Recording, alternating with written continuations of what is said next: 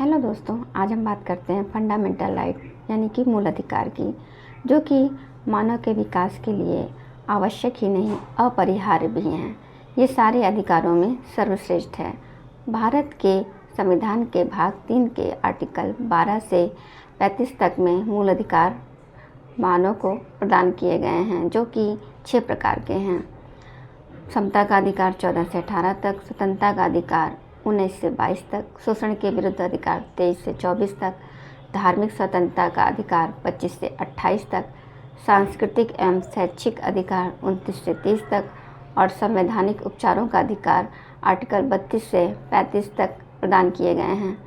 समानता मूल अधिकार राज्य के विरुद्ध ही प्राप्त होता है, लेकिन कुछ मूल अधिकार ऐसे भी हैं जो राज्य और प्राइवेट व्यक्ति दोनों के विरुद्ध ही प्राप्त हैं, जो कि आर्टिकल 15 के खंड 2, 15 के खंड 5, आर्टिकल 17, आर्टिकल 18 3, आर्टिकल 18 4, आर्टिकल 23 और आर्टिकल 24 में दिए गए हैं। वे मूल अधिकार जो केवल भारत के नागरिकों को ही प्राप्त हैं, वे आर्टिकल 15, आर्टिकल 16, आर्टिकल 19, आर्टिकल 29 और आर्टिकल 30 में दिए गए हैं। मूल अधिकार सकारात्मक और नकारात्मक दोनों ही होते हैं। नकारात्मक अधिकार आर्टिकल 14, आर्टिकल 15 के खंड 1, 16 2, 18 1, article 20, article 21, article 22, article 27, article 28 1 में दिए गए हैं।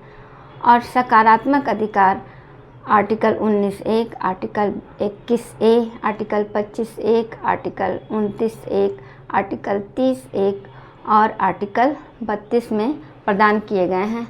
कुल मूल अधिकार ऐसे भी होते हैं जो स्वतः प्रवर्तनीय अर्थात कि इन्फोर्सेबल नहीं होते हैं। इनका प्रवर्तन तभी हो सकता है जब संसद उस पर विधि का निर्माण कर देता है, जैसे कि आर्टिकल 17, 18, आर्टिकल 23, आर्टिकल 24 और आर्टिकल 21 ए। अनुच्छेद 18 के उल्लंघन पर आज तक कोई भी कानून नहीं बना है। इसी प्रकार आर्टिकल 17 का पालन कराने के लिए संसद ने एक कानून बनाया, जो कि है अस्पृश्यता निवारण अधिनियम 1955। बाद में इसको संशोधन करके the protection of civil right 1955 नाम दे दिया गया। धन्यवाद।